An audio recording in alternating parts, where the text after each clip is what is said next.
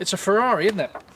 Look at that, the F8 Spider, one of the most beautiful cars, if not the most beautiful car I've ever been lucky enough to have on my driveway. Now, I wanted to take you through a few parts of this car that you might not know about. So I've got the spec sheet in front of me. So the car, the list price is £225,897.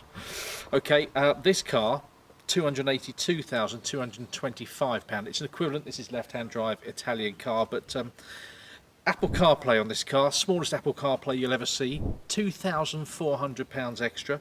Let's just have a look around here. Come with me.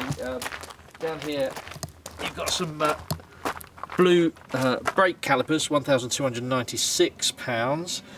Some of the Scuderia Ferrari shields, there we go, they are £1,056. Carbon fibre engine manifold, that must be sort of somewhere, that will be £5,568. Rear parking camera under there somewhere, £1,536. Front parking sensors, £864.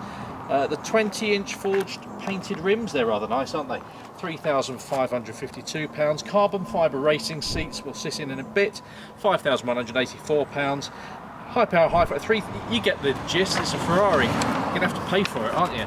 But what you do get as standard under here is the most fabulous 3.9 litre, 711 brake horsepower V8, turbocharged. That's what makes this car. Now, some people may say this is just kind of a facelift of the 488 Spider. A little unkind. There's probably more to it than that. Come and have a look at the front. In fact, before we go to the front, look at just some lovely bits here.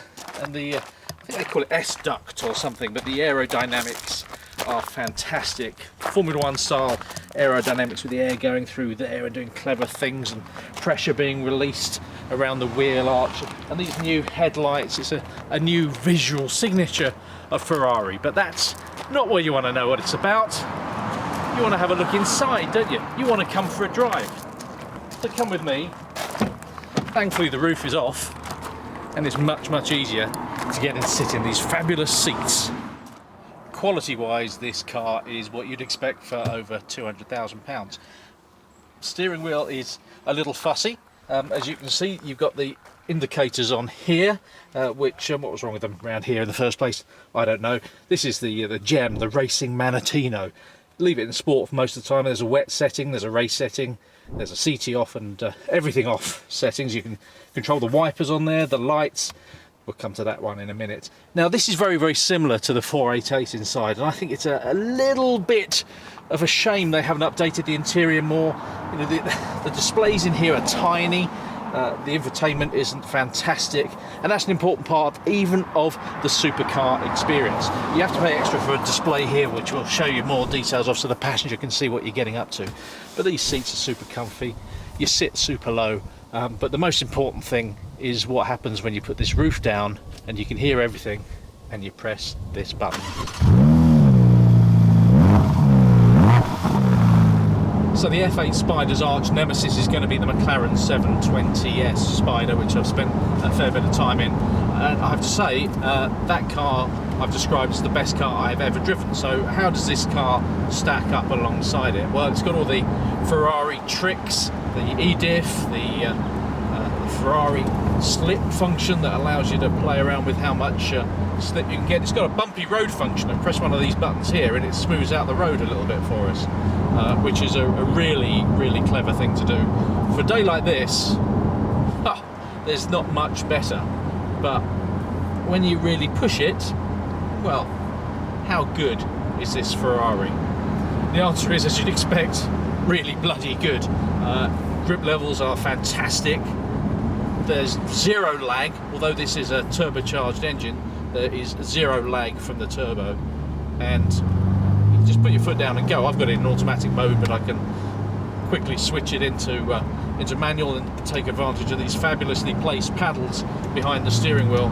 But as you'd expect from any Ferrari, it is all about drama and performance. Now, clearly I am not going to be pushing this car too hard driving around my local roads here, but trust me, I've given it a fairly good go, and it is sensational. Is it as good as the McLaren 720S Spider? Well, just wait a little bit for that. But the thing I love about this car is the drama itself. It looks $1 million, and you do have to get used to people pointing at you, taking pictures.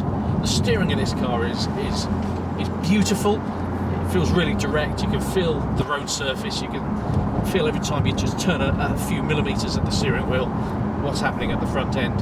And although you've got the roof that's come off this car, it takes about 14 seconds to fold away, because again that adds to the drama.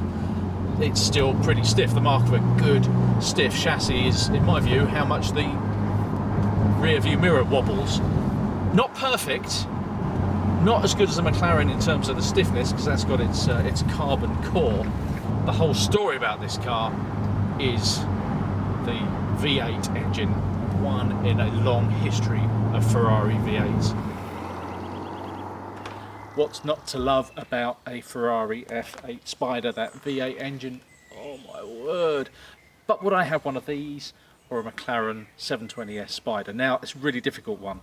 I have to say the McLaren, I think, point to point, is going to be faster than this car, which is a bold thing to say. But I just think it feels more solid on the road. That carbon core counts for an awful lot.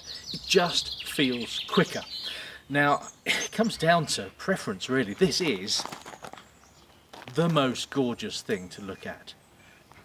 It's also got a badge that McLaren would still die for. McLaren, Ferrari, oh, I can't decide. But there's one thing about this car that no other has got. It's a Ferrari, isn't it?